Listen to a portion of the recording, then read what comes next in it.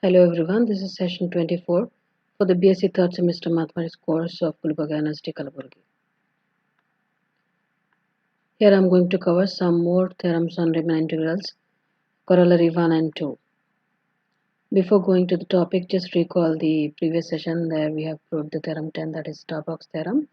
What was that statement? If f is a mapping from the closed interval ab to R and it is a bounded function, then for every epsilon which is positive, there exists a delta which is again a positive, such that the upper Debye sum is less than the upper Riemann integral plus epsilon, the lower Debye sum is greater than the lower Riemann integral minus epsilon for each partition P belongs to P of AB with the norm P less than delta.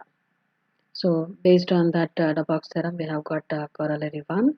So for each epsilon which is positive, there exists a delta which is again positive, such that UPF is less than the upper Riemann integral plus epsilon by 2 and LPF, that is lower Debye sum, which is greater than the lower Riemann integral minus epsilon by 2, or else this second expression can be written as minus, just multiply by minus sign here, the inequality changes here, so the greater than sign will become less than, which is just multiply by minus sign here, this minus and minus will become plus, so it will be plus epsilon by 2.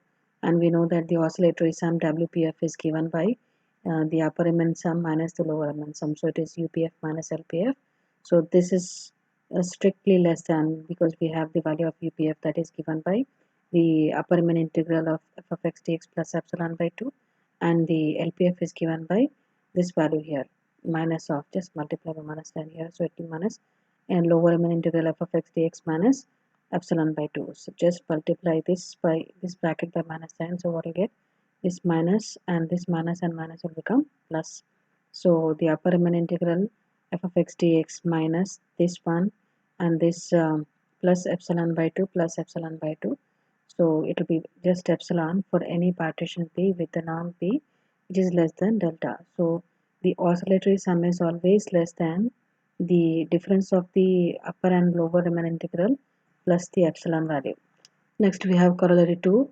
For any epsilon positive, there exists a delta which is again positive, such that the upper Debye sum UPF is less than the upper Riemann integral plus epsilon for any partition P with the norm P value should be less than delta.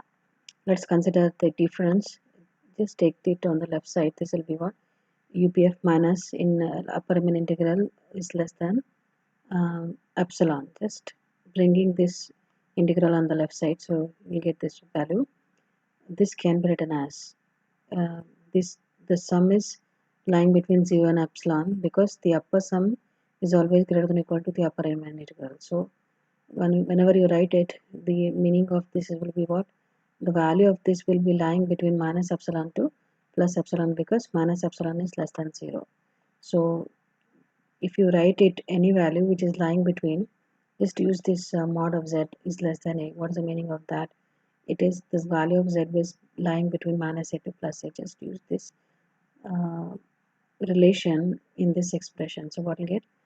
The value, this value is lying between 0 to epsilon. This can be written as it is lying between minus epsilon to plus epsilon. So by using this result, what you can write, UPF minus the upper Riemann integral is less than epsilon, which is nothing but limit norm of P which is tending to 0 UPF is equal to the upper Riemann integrals.